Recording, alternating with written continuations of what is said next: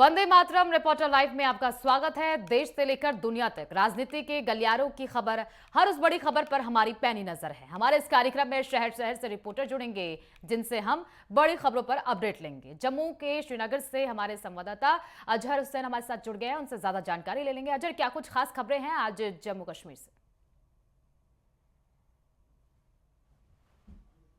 जो बीते दिन जो है एक अहम बैठक जो दिल्ली में हुई है, जिसमें जम्मू कश्मीर के टॉप ऑफिसर्स, जिसमें जम्मू कश्मीर पुलिस के जो टॉप ऑफिसर्स है वो इस मीटिंग में मौजूद रहे। एलजी मनोज सिन्हा के साथ साथ जो बाकी सिक्योरिटी एजेंसियां हैं, इंटेलिजेंस विंग के जो टॉप ऑफिसर्स है, उन्होंने गृह मंत्री अमित शाह जी के साथ कल एक अहम बैठक की और जिसमें साफ और स्पष्ट कहा गया कि किस तरीके से सिक्योरिटी फोर्सेज ने 2019 के बाद में या धीरे धीरे जो जम्मू कश्मीर की जो हालात है या जितनी भी आतंकी गतिविधियां होती है और उसको किस तरीके से सामान्य तरीके से लाया गया। इसके लिए जो है अमित शाह जी यानी गृह मंत्री जी ने सिक्योरिटी फोर्सेस की सराहना की और साथ ही साथ ये भी निर्देश जो है वो जारी किए कि आने वाले दिनों में जो है सिक्योरिटी फोर्सेस जो है मजीद ऑपरेशन बढ़ा सकते हैं, ताकि जो भी टेरर फंडिंग रिलेटेड केसेस है या टेरर रिलेटेड जितने भी केसेस है, जो भी आतंकी संगठन या किसी भी तरीके से बाय हुक और क्रूक इनके साथ जुड़े हैं, तो उनके खिलाफ जो है खुसूसी क्रैकडाउन चलाया जाए। और इस हवाले से साफ और स्पष्ट जो है गृह मंत्री की जानिब से एक जो है ऑर्डर भी इजरा किया गया है और इसी सिलसिले में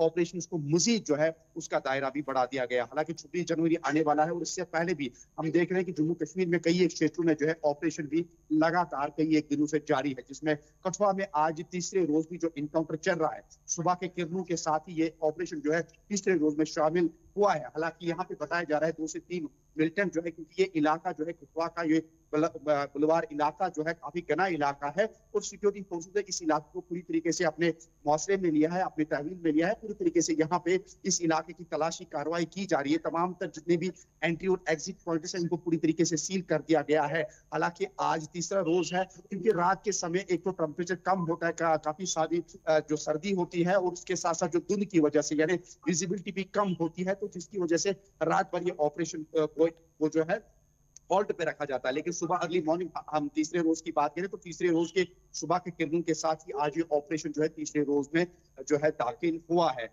लेकिन ये ऑपरेशन क्या कुछ सामने आता है, इस पे अभी कहना कबल वक्त होगा। दूसरी खबर की अगर हम बात करें कि 26 जनवरी के आने के साथ साथ ही राजौरी पुंछ जो है एलओसी बेल्ट के एरिया के हवाले से भी अगर हम इंटीरियर एरियाज की बात करें, जम्मू के जो मेन मार्केट या घाटी के जितने भी मार्केट, श्रीनगर नेशनल हाईवे 44 जो है सिक्योरिटी की चौकसी जो है वो बढ़ा दी गई है। मजीद जो फ्रिस्किंग का जो अमल है वो लगातार जारी है। गाड़ियों की बारीकबीनी से जो है तलाशी कार्रवाई की जा रही है और ड्रोन और लेटेस्ट टेक्नोलॉजी से जो पूरी तरीके से जो हालात पे नजर बनाए हुए हैं। दूसरी खबर की अगर हम बात करें सेंसस 2027 के हवाले से, अगर हम बात करें सेंसस 2027 जो है पूरे भारतवर्ष में होने जा रहा है, तो इसी सिलसिले में जम्मू कश्मीर प्रशासन भी जो है इसके लिए तैयार दिखाई दे रही है। तमाम तर जितने भी इंतजाम है या जितनी भी तैयारियां हैं वो मुकम्मल तौर पे हुई है। अब नोटिफिकेशन भी जारी और आने वाले दिनों में हो जाएगी। लेकिन इससे पहले मैं बताता चलूं कि ये सेंसस जो है सेंसस 2027 पूरे इंडिया में जो है कोविड-19 के दौरान जो 2019 में होना था, लेकिन कोविड-19 की महामारी की वजह से इसको कैंसिल करना पड़ा। लेकिन अब की बात जो है नोटिफिकेशन जारी की गई है। अगर हम जम्मू कश्मीर की बात करें तो जम्मू कश्मीर में ये प्रक्रिया जो है 30 सितंबर 2026 से जो है स्टार्ट होगी और इसको जो है लक्ष्य दिया गया है कि ये जो है सितंबर 2027 तक जो है इसको कंप्लीट किया जाए। इसमें 2 फेजेस के जरिए यानी 2 चरणों के जरिए इस पूरी प्रक्रिया को अंजाम दी जाएगी, जिसमें सबसे पहले HLO के जरिए इसको पूरी तरीके से प्रक्रिया की जाएगी, फिर डोर टू डोर जाएंगे जो कर्मचारी होगी। लेकिन इसमें खास बात यह है कि इस सेंसस में इसमें डिजिटल सेंसस किया जाएगा, जो कि पूरी भारतवर्ष में आज पहली बार होगा कि सेंसस के जरिए जो है डिजिटल आलात के जरिए ये सेंसस किया जाएगा। तीसरी अगर हम अहम खबर की अगर हम बात करें मौसम के हवाले से, मौसम में लगातार हम देख रहे हैं कि जम्मू कश्मीर में ड्राई स्पेल का जो लगातार जो एक कठोर वाली सर्दी है वो लगातार जारी है, सर्दी लगातार जारी है। हालांकि बीते कई एक दिनों से पहाड़ी क्षेत्र इलाके में जो है बर्फबारी हुई है, लेकिन स्थानीय लोगों का मानना है कि ये बर्फबारी जो है ना के बराबर हुई है, जिसकी वजह से जो मैदानी इलाके हैं, पर्टिकुलरली जो घाटी के मेन श्रीनगर सिटी है या दक्षिणी कश्मीर का अनंतनाग, बारामूला, इन इलाकों में काफी शदीद सर्दी है। रात के दौरान जो है -4 से 5 तक जो है टेम्परेचर वो चला जाता है, जिसकी वजह से यहाँ पे फ्रीजिंग का जो नल या जो पानी की सप्लाई है वो कई क्षेत्रों में भी प्रभावित हुआ है। इसी तरीके से अगर हम जम्मू क्षेत्र में अगर हम टेम्परेचर की बात करें, हालांकि यहाँ पे सामान्य है, यहाँ पे माइनस की स्थिति पैदा नहीं है, लेकिन जम्मू के क्षेत्र में भी जो सर्दी का जो प्रकोप है वो भी लगातार, जो ठंड हवा का जो प्रकोप है वो साफ तौर पे दिख रहा है। अब इंतजार जो है लोगों को बस बर्फबारी या बारिशों का जो इंतजार है उसका इंतजार कर रहे हैं, लेकिन यहाँ पे मौसम विभाग का मानना है कि अगले 24 घंटों के दौरान कोई भी स्पेल नहीं है, यानी इस दौरान कोई भी बर्फबारी या बारिशें नहीं हो सकती है। अलबत्ता ड्राई स्पेल यानी जो शरीर या कोहे की जो मार है वो लगातार पूरे एरिया में दिख सकती है, पर्टिकुलरली जम्मू में, और इसी प्रकार से घाटी में भी इसी तरीके से हो सकती है। ठीक है, इसी पर आपसे ज्यादा जानकारी लेंगे। यूपी से हमारे स्टेट हेड राघवेंद्र प्रताप सिंह हमारे साथ जुड़ गए हैं। इसके अलावा आगरा से हमारे संवाददाता नरेश धाकड़े भी हमारे साथ जुड़ गए हैं। आप सभी का भी स्वागत है। राघवेंद्र, आपके पास आते हुए, राघवेंद्र, क्या कुछ खास खबरें हैं आज उत्तर प्रदेश से? सोनिया, उत्तर प्रदेश की बड़ी खबरों की बात कर लें तो आज लखनऊ में रक्षा मंत्री राजनाथ सिंह, जो यहाँ लखनऊ के सांसद भी हैं, पहुँचे हुए हैं, और मुख्यमंत्री योगी आदित्यनाथ रहेंगे। भारी उद्योग एवं लौह इस्पात मंत्री HD कुमारस्वामी की उपस्थिति रहेगी, और आज अशोका लीलैंड का जो EV फैक्ट्री है उसका उद्घाटन होगा अभी 11 बजे। तो कहा जा सकता है कि जो एक निवेश का यहाँ माहौल बना था, जो इंडस्ट्रियल हब बनाने की बातें CM योगी आदित्यनाथ की तरफ से की जा रही थी, 1 ट्रिलियन इकानमी की अर्थव्यवस्था की बात जो कही जा रही थी, युवाओं को रोजगार देने की बात कही जा रही थी, उसमें एक नया पंख लगता हुआ दिखाई दे रहा है। अब जब ये फैक्ट्री शुरू होगी तो हजारों की संख्या में प्रदेश के युवाओं को रोजगार से भी जोड़ा जाएगा। वहीं हम कानपुर की घटना की बात कर लें तो 14 साल की बच्ची के साथ जिस तरह से गैंग रेप की बात सामने आई थी, एक दरोगा चौकी इंचार्ज और एक पत्रकार की संलिप्तता, कहीं न कहीं से जो रक्षक थे वही भक्षक बन गए की स्थिति देखने को मिली। इसको लेकर राज्य महिला आयोग के अध्यक्ष बबीता सिंह चौहान ने पुलिसकर्मियों से जो भी डिटेल है वो मांगा है और जल्द से जल्द फरार दरोगा को गिरफ्तार करने की मांग की है।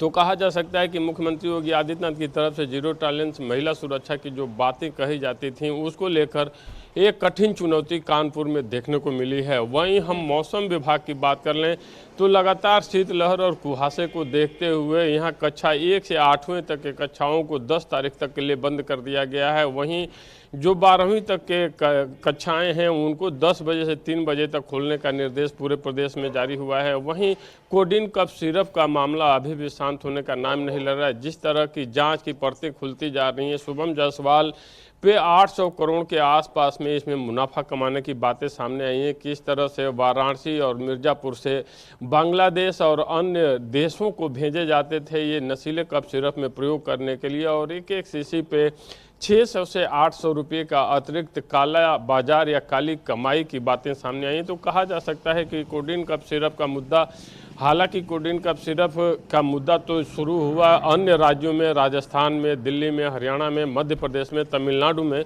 लेकिन उत्तर प्रदेश में जो इलीगल ट्रेड है वो एक बहुत विकराल रूप इसका देखने को मिल रहा है जी।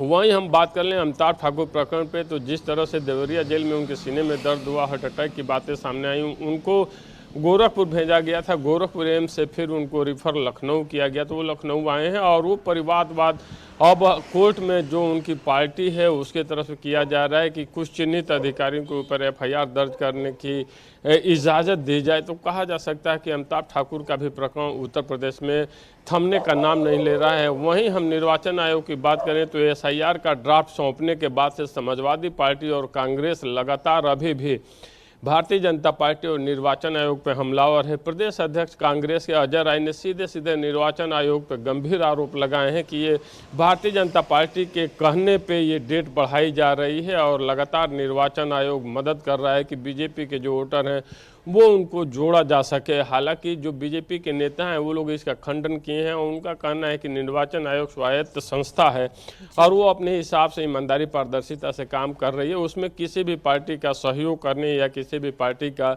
नुकसान करने जैसी बातें नहीं है। ये सारे आरोप निराधार हैं। जी बिल्कुल राघवेंद्र, आपके पास लौटूंगी। पवन देव प्रयागराज से हमारे संवाददाता हमारे साथ जुड़ गए हैं, उनके पास जाऊंगे, लेकिन पहले नरेश आपके पास आते हुए क्या कुछ खास खबरें हैं आज आगरा से? नरेश,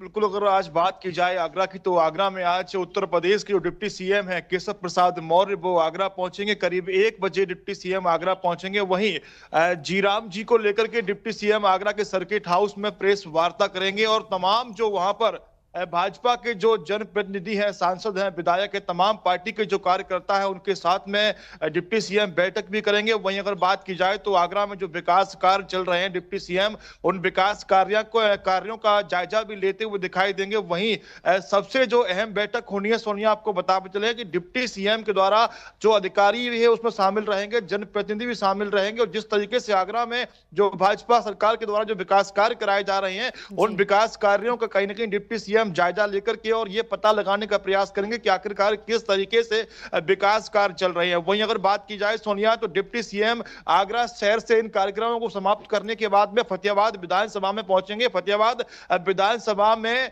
एक जन चौपाल का आयोजन किया गया है। उस जन चौपाल को डिप्टी सीएम केशव प्रसाद मौर्य संबोधित करते हुए दिखाई देंगे। जन चौपाल में फतेहाबाद विधानसभा के साथ साथ अन्य आसपास के लोग भी जन चौपाल में मौजूद रहेंगे। कल से लगातार उस जन चौपाल की तैयारियां चलते हुए दिखाई दे रही हैं। चाहे वो डीएम हो, तमाम ऐसे अधिकारी हैं जो लगातार वहां पर पहुंच रहे हैं और कार्यक्रम को लेकर के लगातार तैयारियां करते हुए दिखाई दे रहे हैं। वहीं अगर सोनिया बात की जाए, जिस तरीके से कहीं ना कहीं जो हम देख पा रहे हैं कि डिप्टी सीएम का जो आगरा में दौरा है बहुत ही खास माना जा रहा है, क्योंकि जिस तरीके से फतेहाबाद विधानसभा में यह जन चौपाल होनी है और कहीं ना कहीं जो डिप्टी सीएम है वो कहीं ना कहीं जो ओबीसी का वोटर है उसे लगातार साधने का काम करते हुए आज दिखाई देंगे। क्योंकि हम लोग 2026 में देख पा रहे हैं कि जिस तरीके से जो त्रिस्तरीय पंचायत चुनाव होने हैं, तो कहीं ना कहीं बीजेपी लगातार अभी से 27 के चुनाव को लेकर के रणनीति बनाती हुई दिखाई दे रही है। क्योंकि हमने देखा था कि 22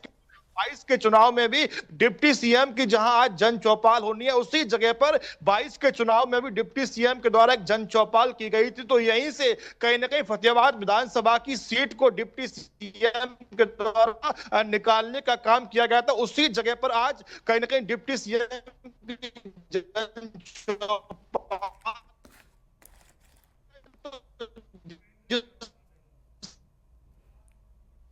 ठीक है नरेश, आपकी आवाज हम तक नहीं पहुंच पा रही है, नेटवर्क इश्यू है। देखिए पवन देव आपके पास आते हुए उपेंद्र भी हमारे साथ जुड़ गए हैं। उपेंद्र सिंह राणा संवाददाता देहरादून से, उनसे भी ज्यादा जानकारी लेंगे। लेकिन पवन आपके पास आते हुए, पवन देव क्या कुछ खास जानकारी है आज प्रयागराज से? प्रयागराज में जो सतुआ बाबा हैं उनका आज जो है सुबह 8 बजे से ही एक यात्रा निकाली गई संतों की, और कल जो है सीएम योगी का जो है आगमन भी होगा। खास तौर से सतुआ बाबा ने उन्हें निमंत्रण भी दिया है। जो पुष्पांजलि कार्यक्रम है इस बार जो है जो वैष्णव संप्रदाय से जुड़े लोग हैं उनका जो है अमृत स्नान होगा, जो कि महाकुंभ और अर्धकुंभ में होता था। तो ये एक माघ मेले का एक इतिहास शुरू होगा जब ये मौनी महोत्सव का स्नान होगा। तो उसकी भी तैयारी चल रही है। सीएम योगी ने उसके लिए उन्हें स्वीकृति भी दे दी है, क्योंकि इस तरह से अभी तक माघ मेले में जो अमृत स्नान था, जो शाही स्नान को अमृत स्नान सीएम योगी ने किया था, तो ये एक नई परंपरा शुरू होने जा रही है, जो जिसका जो है सीएम योगी ने स्वीकृति भी दिया है। साधु संतों में खुशी की लहर है। 13 अखाड़े जो है इसके पहले अमृत स्नान किया करते थे। अर्धकुंभ में, महाकुंभ में ये परंपरा थी, लेकिन माघ मेले में सिर्फ कल्पवास होता था और जो है नॉर्मल तरीके से जैसे स्नान होता था। लेकिन अब जब ये अमृत स्नान होगा तो ऐसे में सारी जो है लोगों की नजरें जो है, जो श्रद्धालु होते हैं, जो संगम में डुबकी लगाते हैं, वो पहले उस स्नान को देखेंगे जो साधु संत करते थे। जो 13 अखाड़े थे उसमें जो है जो नागा सन्यासी होते थे और जो तरह तरह की ध्वनि करते थे, चांदी का जो है सिंहासन होता था, तो पूरी व्यवस्था रहेगी। तो ऐसे में जो ये वैष्णव संप्रदाय के लोग हैं इनमें खुशी की लहर है, क्योंकि माघ मेले में ये एक इतिहास रचने जा रहा है। इसके बाद जो है 13 अखाड़ों के ऊपर भी निर्भर रहेगा कि अगला जब माघ मेला होगा तो उसमें भी क्या 13 अखाड़े शामिल होते हैं कि नहीं। तो ऐसे में इस बार माघ मेला जो है ये एक ऐतिहासिक होने के साथ साथ इसमें जो लोग आ रहे हैं उनको ये लग रहा है कि जो मौनी महोत्सव से और बसंत पंचमी को ये 2 स्नान प्रमुख है, उसमें जो ये अमृत स्नान होगा उसको देखने के लिए लोग यहाँ पर पहुंच रहे हैं। अगर घाटों की बात करें तो यहाँ साफ सफाई है। प्रत्येक रोज जो सफाई कर्मी है घाटों को स्वच्छ रख रहे हैं। गंगा का जो जल स्तर है उसमें भी जो है जो कचरे होते हैं उनको भी सफाई होती रहती है। वॉलंटियर लगे हुए हैं, जल पुलिस के लोग लगे हुए हैं। मेले में चारों तरफ यज्ञ अनुष्ठान शुरू हो गए हैं और जितने भी जो शिविर हैं प्रमुख साधु संतों के, उनके भी शिविर लग चुके हैं। कुछ साधु संतों के मकर संक्रांति के पहले तक लग जाएंगे। शंकराचार्य जो मार्ग है सेक्टर 4 में, वहां से लेकर के और भी जितने जो सेक्टर बनाए गए हैं, वहां पे तैयारियां जोरों पर है। कुल मिला के देखा जाए तो माघ मेला जो पौष पूर्णिमा पे जो स्नान हुआ, जो प्रशासन ने 30 से 40 लाख का जो है अनुमान लगाया था, ऐसे में 35 लाख के आसपास लोगों ने पौष पूर्णिमा पे स्नान किया। सकुशल स्नान हुआ। सुरक्षा व्यवस्था में जो लोग लगे थे, जो टीमें थी, जो जल पुलिस के लोग थे, कहीं ना कहीं उनकी मेहनत देखने को मिली। और जो सीसीटीवी कैमरे लगाए गए थे, उन कैमरों के जरिए भी निगरानी रखी गई। घाटों पर जो चेंजिंग रूम बनाए गए थे महिलाओं के लिए, महिलाएं उससे जो बाहर से आने वाली जो श्रद्धालु थी, सभी लोग खुश नजर आए। लोगों को जो पानी है जल का, वो स्तर सही था, स्वच्छ पानी मिला। लोगों ने कहीं ना कहीं जो सरकार को भी यहाँ पे लोग बधाई दे रहे थे। तो कुल मिला के कहा जाए तो यहाँ अलाव से लेके सारी व्यवस्थाएं, जमीनी हकीकत जो धरातल है उस पे नजर आ रही है। जो श्रद्धालु पहुंच रहे हैं, अगर जिनकी ट्रेनें छूट रही हैं, तो जो रैन बसेरे शहरों में बनाए गए हैं, जो मेले में बनाए गए हैं, उसमें लोग रैन बसेरे में रुकते हैं। तो कहीं ना कहीं सुविधाएं, जिस तरह से सीएम योगी ने खास तौर से कहा कि इस बार श्रद्धालु महाकुंभ में जिस तरह पैदल चले थे, और कहीं ना कहीं जो अधिकारी थे उनकी लापरवाही एक नजर आई थी, क्योंकि दूर उन्होंने पार्किंग बनाई थी। तो इस बार जो है जो पार्किंग स्थल है वो नजदीक किए गए हैं, और वहां से जो गोल्फ कार्ट गाड़ियां हैं उनके जरिए लोग संगम के तटों तक बिल्कुल बिल्कुल पवन देव, यानी कि पुख्ता इंतजाम, कोई भी असुविधा ना हो श्रद्धालुओं को, उसके पूरे इंतजाम सरकार की तरफ से किए गए हैं। उपेंद्र, आपके पास आते हुए क्या कुछ खास खबरें हैं उपेंद्र आज उत्तराखंड से?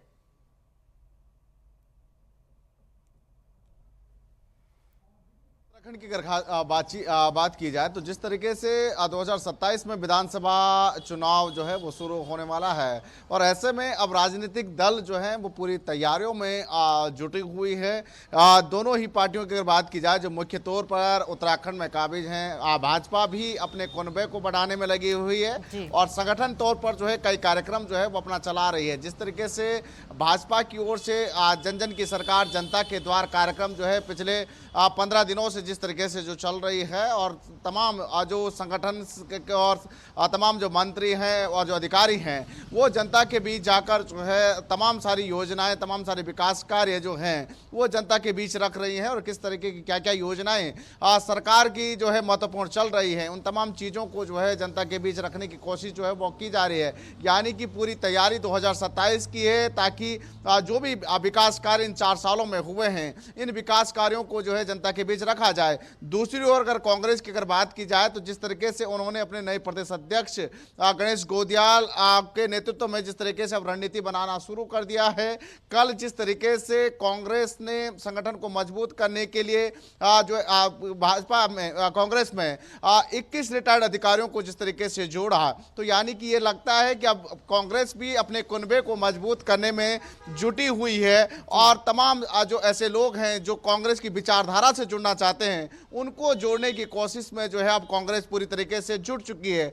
कल जिस तरीके से कांग्रेस की जो प्रदेश प्रभारी हैं कुमारी शैलजा भी जिस तरीके से यहां पर पहुंची हुई थी, उन्होंने भी एक रणनीति जिस तरीके से जो है पार्टी के अंदर जिस तरीके से बनाने की कोशिश की। तमाम बड़े नेता जो है पूरे एक मंच पर दिखाई दिए। उन्होंने ये कहा कि जिस तरीके से जो एक नई कार्यकारिणी जो तय होगी, एक जो नई टीम जो तैयार की गई है, उसमें एक अनुभवी से लेकर युवाओं की एक टीम जो है वो तैयार की जाएगी, ताकि 2027 के चुनाव में पूरी एक तैयार जो है वो की जाएगी। उसको लेकर एक रणनीति जो है वो बनाई गई। साथ ही साथ 2027 से पहले सरकार को किस तरीके से घेरा जाए उसको लेकर भी बात जो है वो की गई। उन्होंने कहा कि अंकिता भंडारी हत्याकांड मामले को लेकर पूरे प्रदेश भर में जो है प्रदर्शन जो है वो किए जाएंगे, और जिलों में जिस तरीके से जो है अनशन जो है वो किया जाएगा, जब तक अंकिता भंडारी को न्याय नहीं मिल जाता या सरकार सीबीआई जांच की संस्तुति नहीं दी जाती। क्योंकि लगातार इस पूरे मुद्दे को लेकर पूरे प्रदेश भर में सियासत जो है वो गरमाई हुई है। लगातार विपक्ष और तमाम जो भावनाओं से जुड़ा हुआ जो जिस तरीके से जो मामला है, इसको लेकर जो है काफ़ी राजनीति जो है वो हो रही है। विपक्ष चाहता है कि 2027 में जो है इस पूरे मुद्दे को लेकर जो भुनाने की कोशिश जो है वो कर रही है। वैसे में पूरी रणनीति इसको लेकर भी जो है वो बनाई जा रही है। बिल्कुल बिल्कुल उपेंद्र, दोनों पार्टियों ने अपनी कमर कस ली है। 2027 के चुनाव से पहले पहले अब जनता का मूड पहचानने की कोशिश दोनों पार्टियां ही कर रही हैं। आपके पास आते हुए अजहर, देखिए मौसम के लिहाज से अगर बात करी जाए तो वहां पर अभी बर्फबारी नहीं है, कई इलाके ऐसे हैं जहां पर अभी सूखा पड़ा हुआ है, बर्फ का इंतजार में लोग सैलानी वहां पर पहुंच रहे हैं, लेकिन उनको मायूस लौटना पड़ रहा है। इसके पीछे की वजह क्या बताई जा रही है कि काफी बार देखा जाता है कि बर्फ पहले पड़ जाती है, लेकिन इस बार बहुत ज्यादा लेट हो गया है। विशेषज्ञों की तरफ से क्या कुछ कहा जा रहा है, इसके पीछे की वजह क्या है? देखिए सोनिया, आपके इस प्रश्न से पहले दो अपडेट यहाँ पे देना चाहेंगे कि state board of school education की जानिब से, जो जम्मू क्षेत्र में है, state board director school board of education की जानिब से एक नोटिफिकेशन यहाँ पे जारी की गई है आज की डेट में कि कोई भी जो टीचिंग स्टाफ है, सबसे पहले ये नोटिफिकेशन जो है सीओज और जडीओज को ये सबमिट की गई है और उनको ये निर्देश जारी किए गए हैं कि जितने भी टीचिंग स्टाफ है जिनको अटैच किया गया है, यानी एक पोस्ट से उनको दूसरी जगह जो अटैच किया गया है, उनको वापस जो है तुरंत और तत्काल बेसिस पे उनको वापस भेजा जाए। अगर इस नोटिफिकेशन की यहाँ पे कहीं पे भी कोताही सामने आती है तो उसके खिलाफ भी कार्रवाई हो सकती है, उसके जो तनख्वाह है या पे जो है उसकी काट दी जाएगी। दूसरा अहम अपडेट यह है कि आने वाले 26 जनवरी के हवाले से ये अपडेट है कि दो बड़ी जो फंक्शन है वो होने जा रही है, जिसमें जम्मू क्षेत्र में जो LG Manoj Sinha MA stadium वो वहां पे जो है तिरंगे की सलामी लेंगे, और इसी तरीके से अगर हम श्रीनगर क्षेत्र की बात करेंगे तो यहाँ पे चीफ मिनिस्टर उमर अब्दुल्ला जो है वो यहाँ पे सलामी लेंगे। और इन्हीं फंक्शन के साथ में तमाम तर जो तैयारियां हैं वो मुकम्मल तौर पे हुई है, और एक और नोटिफिकेशन भी यहाँ पे जारी की गई है कि तमाम तर जितने भी एम्प्लॉयज है या हेड ऑफ जो डिपार्टमेंट है वो तमाम तर जो है इस अवसर पे मौजूद रहेंगे और इस फंक्शन में वो मौजूद रहेंगे, और इस हवाले से भी तमाम तर मुकम्मल तैयारियां जो है वो मुकम्मल हुई है। जहां तक मौसम के हवाले से जो बात की रही है, चिले कलान, यहाँ के लोकल लैंग्वेज में चिले कलान बोलते हैं, ये 40 डेज तक चलता है। ये 21 दिसंबर से स्टार्ट होके अब जनवरी तक चलता है, और इस दौरान जो है काफी कठोर सर्दी के साथ साथ जो है जम के बर्फबारी होती है। लेकिन अब की बार ये देखा गया है कि बिल्कुल बर्फबारी नहीं है। अभी भी जिस क्षेत्र में हम साउथ कश्मीर में खड़े हैं और यहाँ पे भी जम के बर्फबारी होती थी। लास्ट ईयर जो जब यहाँ पे बर्फ थी, तकरीबन 2 से 3 फीट जो बर्फ थी वो जमी हुई थी मैदानी इलाकों में। लेकिन आज की डेट में ऐसा लग रहा है जैसे हम अप्रैल या मई के मौसम में खड़े हैं, बिल्कुल धूप खिली रहती है। हाँ, सुबह शाम में एक जो है ठिठुरती हुई सर्दी वो लगातार है, रात के समय जो है माइनस का प्रकोप जो है वो लगातार जारी है। लेकिन इसका जो कारण जो बताया जा रहा है वो जो है ग्लोबल वार्मिंग यहाँ पे बताई जा रही है कि ग्लोबल वार्मिंग की वजह से ये सारी जो स्थिति है वो बिल्कुल अजहर, ग्लोबल वार्मिंग की वजह से अब मौसम का बदला हुआ सा मिजाज नजर आ रहा है। राघवेंद्र आपके पास आते हुए, राघवेंद्र देखिए एसआईआर की जब ड्राफ्ट लिस्ट आई उत्तर प्रदेश में तो सबको चौंका दिया। करीब 2 करोड़ से ज्यादा, 2-2.5 करोड़ से ज्यादा वोट कट गए हैं, लेकिन अब विपक्ष कह रहा है कि 1 करोड़ वोट अपनी तरफ से बढ़ाए गए हैं, विपक्ष के वोट काटे गए। इस तरीके के तमाम आरोप लगाए जा रहे हैं विपक्ष की तरफ से। बिल्कुल सुनिए, एसआईआर की जब प्रक्रिया उत्तर प्रदेश में शुरू हुई थी उसके बाद से ही विपक्ष लगातार तरह तरह के आरोप लगाता रहा है। जब एसआईआर की प्रक्रिया शुरू हुई उसी बीच में बिहार का जिस तरह से चुनाव परिणाम आया, ये इंडिया गठबंधन के लिए बहुत शॉकिंग था। उसके बाद से एसआईआर की प्रक्रिया को भी कोसने से इंडिया गठबंधन की पार्टियां नहीं चुकी, चाहे समाजवादी पार्टी हो, कांग्रेस हो या बसपा हो। खास करके सपा और कांग्रेस दोनों ने बहुत ज़्यादा आरोप निर्वाचन आयोग पे भी और भारतीय जनता पार्टी पे भी लगाए। जिस तरह अखिलेश यादव बार बार इस पे हमलावर थे कि इतने कम समय में कैसे एसआईआर की प्रक्रिया हो जाएगी, शादी ब्याह का समय सीजन चल रहा है। उसके बाद से जब समय बढ़ाया गया तो उसके बाद से वो फिर हमलावर हो गए कि भारतीय जनता पार्टी के कहने पर यह समय निर्वाचन आयोग द्वारा बढ़ाया गया है और अब भारतीय जनता पार्टी की मदद निर्वाचन आयोग कर रहा है। ऐसा आरोप अजय राय जो कांग्रेस प्रदेश अध्यक्ष हैं उन्होंने लगाया। हालांकि अगर वोटों के कटने की बात करें तो जो मृत हो चुके हैं, जिनका निधन हो गया है या जो एक शहर से दूसरे शहर में जाकर बस गए हैं या जो 2-3 जगह से मतदाता सूची में नाम जिनका अंकित था या जो शहरों में थे और गाँव में भी मतदाता सूची में थे, उन लोगों ने गाँव में अपना मतदाता सूची में नाम अंकित कराए। तो इसको देखते हुए 2,89,00,000 के आसपास में जो मतदाता सूची में नाम थे वो बाहर हुए। अब उसमें 1 महीने की मोहलत निर्वाचन आयोग की तरफ से दी गई है कि आप जो भी लोग छूटे हुए हैं फार्म 6 भर सकते हैं। बीएलओ के संपर्क करिए, बीएलओ के माध्यम से फार्म जमा करिए, आप अपनी सूची में नाम अंकित कराइए। एक तरह से निर्वाचन आयोग अपनी प्रक्रिया समयबद्ध तरीके से कर रही है। आरोप प्रत्यारोप तो चलते रहेंगे, चलते ही रहते हैं राजनीति में, लेकिन अगर एक तरह से देखा जाए तो जो SIR की प्रक्रिया है काफ़ी हद तक ये सही है, क्योंकि दो जगह 3 जगह से मतदाता सूची में नाम होना कहीं से सही नहीं है, या फिर जो मर गए हैं उनका भी मतदाता सूची में नाम रहे, ये भी सही नहीं है। तो एक तरह से कहा जा सकता है कि निर्वाचन आयोग अपना काम बखूबी कर रहा है। बिल्कुल बिल्कुल, बहुत बहुत शुक्रिया आप सभी का इन तमाम जानकारी को हमारे साथ साझा करने के लिए। फिलहाल वक्त हो गया एक छोटे से ब्रेक का। ब्रेक के बाद फौरन लौटेंगे, बने रहिए हमारे साथ।